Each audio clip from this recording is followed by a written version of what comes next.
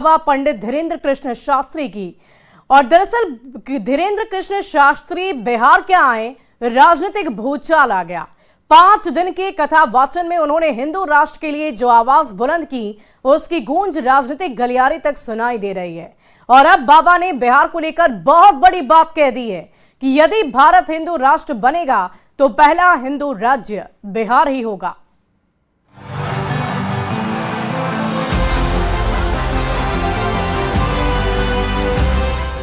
राष्ट्र की आवाज कहीं से अगर उठेगी तो सबसे ज्यादा बिहार से ही पहले होगी।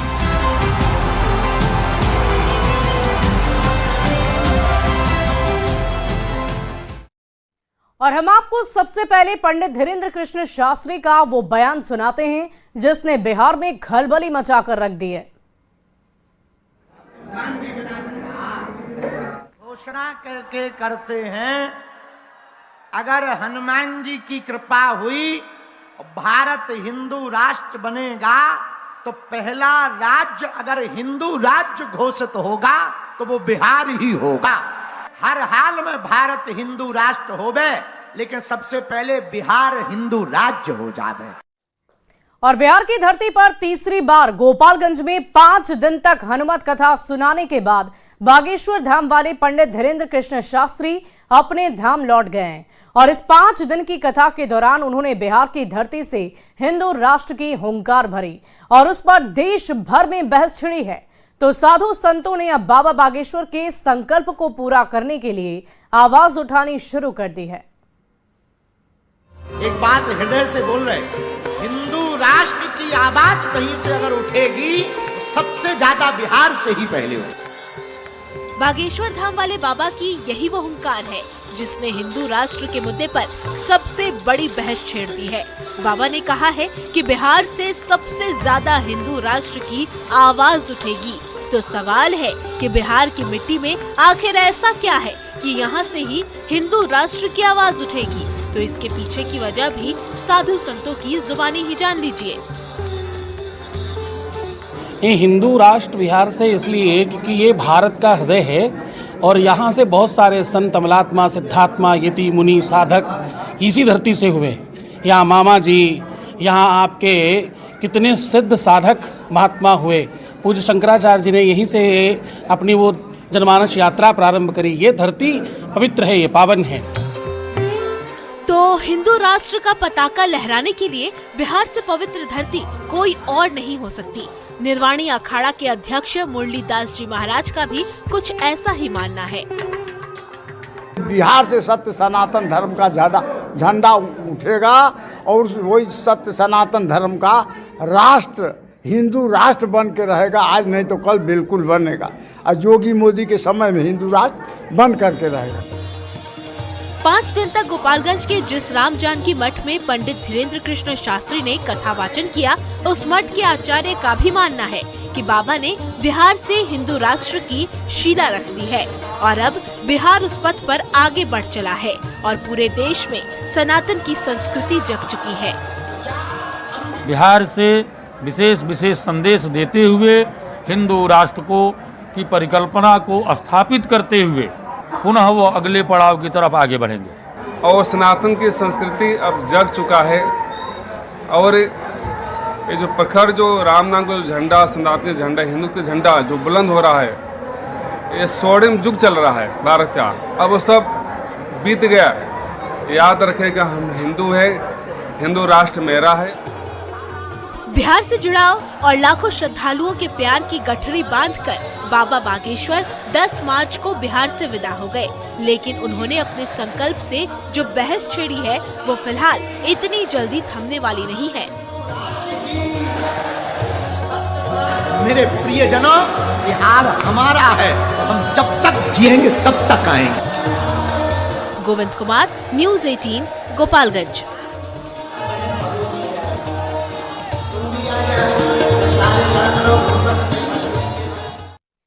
और हिंदू राष्ट्र के लिए बिहार से बाबा बागेश्वर की हुंकार को आप जानें।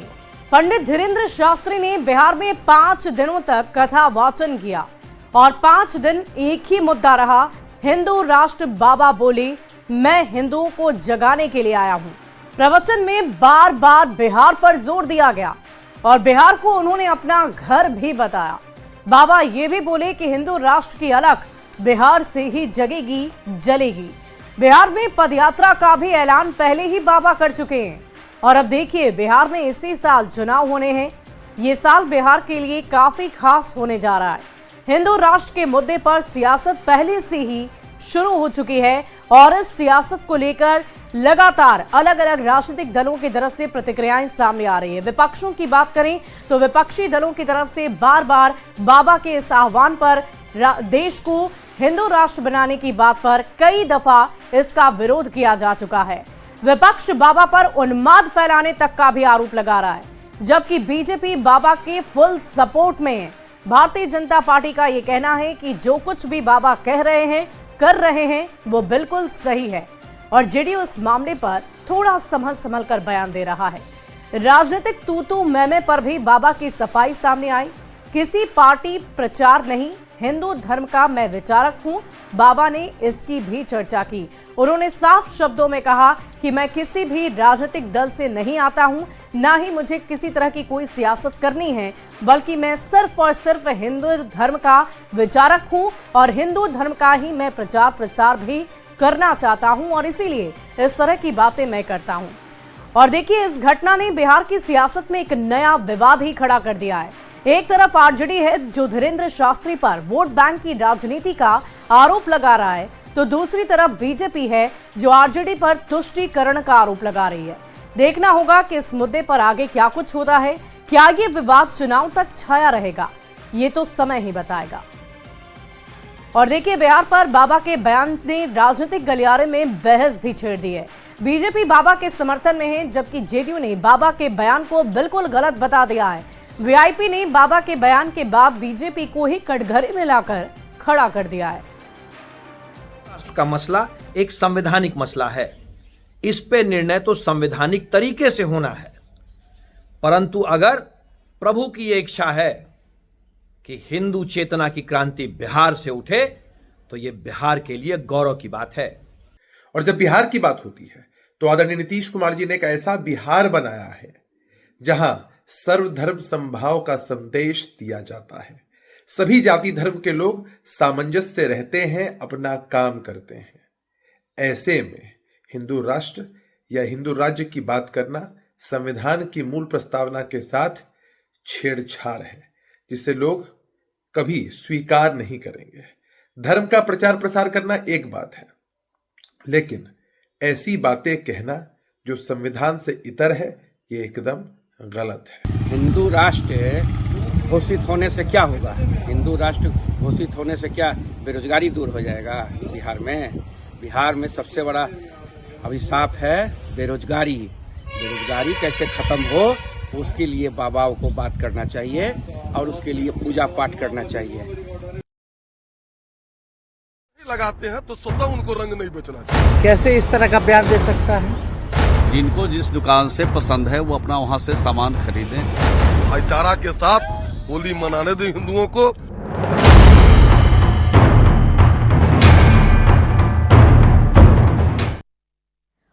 और होली के दिन जुम्मे की नमाज पर चला रहा सियासी विवाद यूपी से अब बिहार तक पहुंच गया है। बीजेपी विधायक हरिभूषण ठाकुर बचौल ने यह बयान दिया है कि रंग से अगर आपत्ति है तो मुसलमान गुलाल ना बेचें, मुसलमान एक दिन घर से ना निकलें, बड़ा दिल दिखाएं। बचौल ने यह कहकर बिहार के राजनीतिक माहौल को गरमा दिया है। चुनावी साल में होली पर हिंदू मुस्लिम शुरू हो गया है।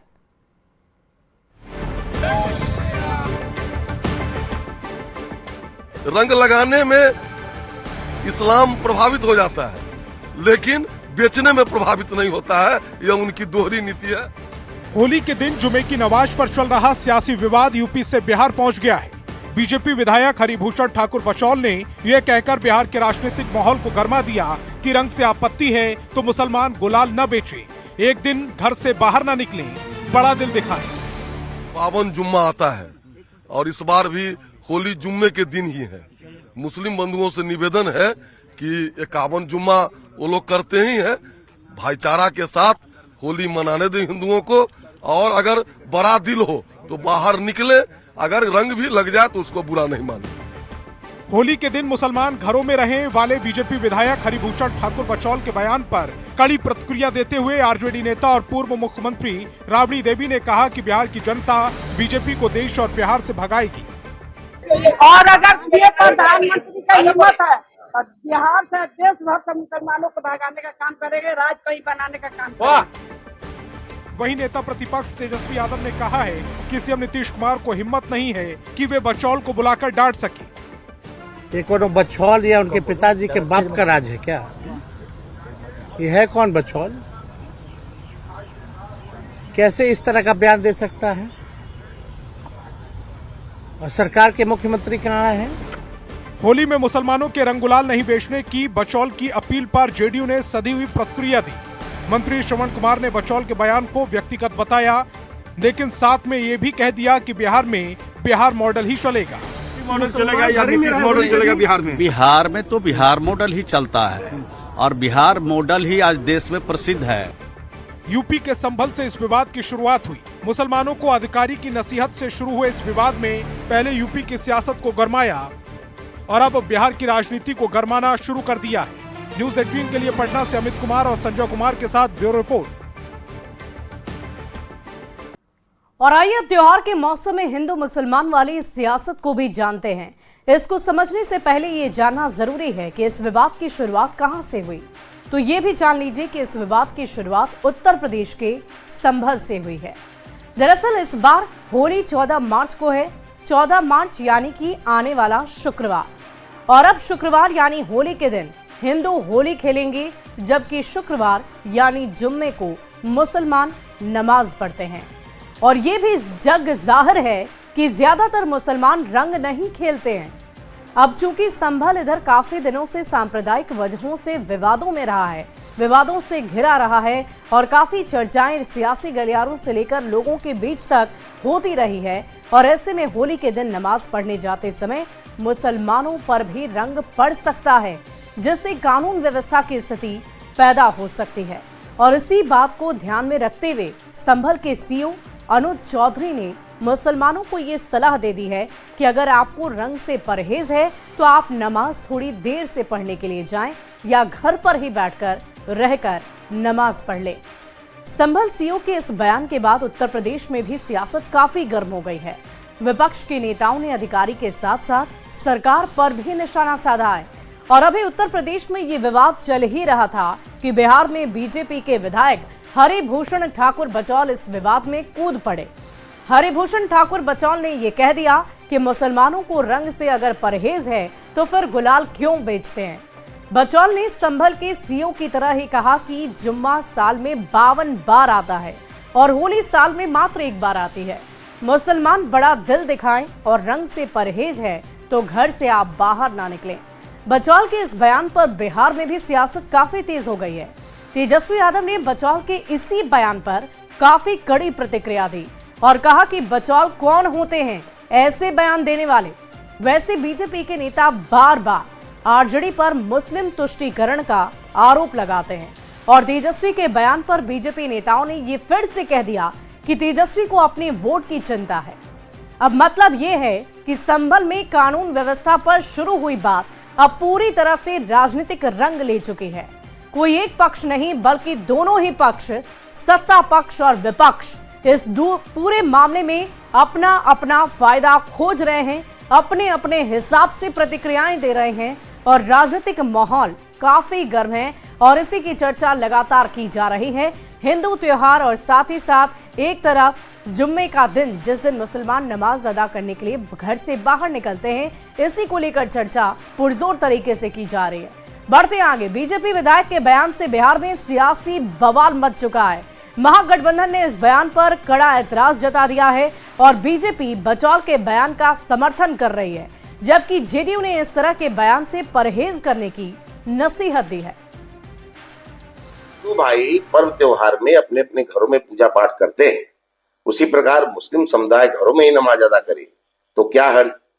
भाजपा विधायक हरिभूषण ठाकुर बचौल जी की सलाह को तो मानना ही चाहिए।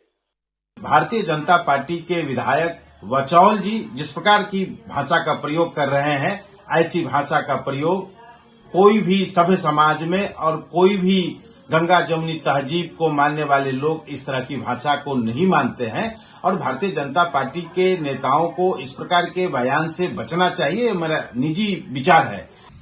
ये स्वीकार नहीं किया जा सकता है। मैं मानता हूं कि बिहार के मुख्यमंत्री अचेत हैं और भाजपा के चरणों में गिर चुके हैं, पर बिहार की अस्मिता गंगा जमुनी तहजीब पर कोई हमला करे, हमारे आपसी भाईचारा को तोड़ने की कोशिश करे, कदापि इसे सहन नहीं किया जा सकता है। होली जैसा सामाजिक सौहार्द त्योहार पे भी भारतीय जनता पार्टी के लोग जहर उगल रहे हैं। जिसको क्या करना है सभी को पता है, पर ये लोग अपनी बातों को बोलकर समाज में एक दूसरे से दुश्मनी और सामाजिक सौहार्द को बिगाड़ने की पूरी कोशिश करते हैं। ये कि सुशासन की सरकार है, बाबू नीतीश कुमार की सरकार है, किसी की भी मंशा को यहाँ पर सफल नहीं होने दिया जाएगा। सामाजिक सौहार्द बिगाड़ने वाले किसी भी शख्स को नहीं बख्शा जाएगा। और आप कार्रवाई की बात कर रहे हैं, अगर बचौल पर कार्रवाई होनी चाहिए तो सबसे पहले बताइए कि चंद्रशेखर और आपके फतेह बहादुर सिंह पर क्या कार्रवाई होनी चाहिए। अगर रंग नहीं लगाते हैं तो स्वतः उनको रंग नहीं बेचना चाहिए। कैसे इस तरह का बयान दे सकता है? जिनको जिस दुकान से पसंद है वो अपना वहां से सामान खरीदें। भाईचारा के साथ होली मनाने दें हिंदुओं को।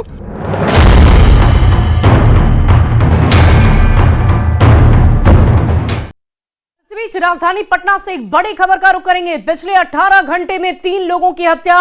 सोमवार को बिजली ठेकेदार की हत्या कर दी गई। फुलवारी शरीफ में युवक की हत्या हुई है। राजीव नगर में परीक्षा केंद्र संचालक की हत्या। इस वक्त की बड़ी खबर राजधानी पटना से आपको बता रहे हैं, जहां पिछले 18 घंटों में 3 लोगों की हत्या हो गई है। और इस पूरी खबर की अधिक जानकारी के साथ न्यूज़ 18 संवाददाता पटना से संजय कुमार फोन लाइन पर जुड़ गए। संजय, क्या कुछ जानकारी है? 18 घंटों में बेखौफ अपराधियों ने 3 अलग अलग वारदातों को अंजाम दे दिया। देखिए बिल्कुल, और ये राजधानी पटना का हाल है। कल क्राइम मीटिंग भी हो रही थी रात में, और इसी दौरान जो एग्जामिनेशन सेंटर के संचालक थे ऑनलाइन, उनको वो कार से अपने घर लौट रहे थे एग्जामिनेशन सेंटर से, और घर के पास जब पहुंचे थे अब अपराधियों ने उन्हें गोली मार दी थी और अनफॉर्चुनेटली अभी उनकी डेथ हो गई है। इसके पहले फुलवारी में भी एक युवक को गोली मार के उसकी हत्या कर दी गई। दिन में कोतवाली थाना से महज चंद फरलांग की दूरी पर स्काउट एंड गाइड का ऑफिस है, तो वहां पर बिजली ठेकेदार जो थे उनकी गोली मारकर हत्या कर दी। वो राजधानी पटना के कदमकुआ थाना क्षेत्र के रहने वाले थे। कल जो पटना के एसएसपी हैं उनकी अध्यक्षता में मीटिंग चल रही थी, और इसी दौरान जो ऑनलाइन एग्जामिनेशन सेंटर के संचालक हैं उनकी हत्या कर दी गई। 18 घंटे में 3 हत्या, वो भी राजधानी पटना में। तो ऐसे में आप समझ सकते हैं कि राजधानी पटना में विधि व्यवस्था को सख्त करने की जरूरत है। हालांकि पुलिस काम करती है, लेकिन इसके बावजूद एक बड़ी चुनौती मिली है। देखना होगा इन तीनों मामलों का पुलिस कैसे उद्भेदन करती है, क्योंकि अभी तक तीनों मामले में कोई गिरफ्तारी नहीं हो पाई है, और ये पुलिस के लिए अभी चुनौती बनी हुई है। जी वाकई संजय, देखने वाली बात होगी कि इस पूरे मामले को लेकर कब तक पुलिस की तरफ से आगे की कार्रवाई पूरी की जाती है, जांच की प्रक्रिया पूरी की जाती है। और संजय, हम पहले ये तस्वीरें अपने दर्शकों तक पहुंचा दें। बुद्धा कॉलोनी की ये तस्वीरें हैं जहां पर बिजली ठेकेदार की हत्या हुई है। युवक की हत्या की तस्वीरें हम आपको फुलवारी शरीफ से दिखा रहे हैं, और राजीव नगर की भी ये तस्वीर है जहां एग्जाम सेंटर संचालक की हत्या कर दी गई। उनके घर के पास ही उनकी हत्या हो गई। हालांकि उन्हें अफरा तफरी में अस्पताल तक पहुंचाया गया, लेकिन उनकी मौत की खबर फिलहाल सामने आ रही है। तो देखिए, 3 अलग अलग वारदातों को अंजाम इन अपराधियों ने दिया है पिछले 18 घंटे के अंदर, और पुलिस की तरफ से लगातार मामले की जांच पड़ताल जारी है।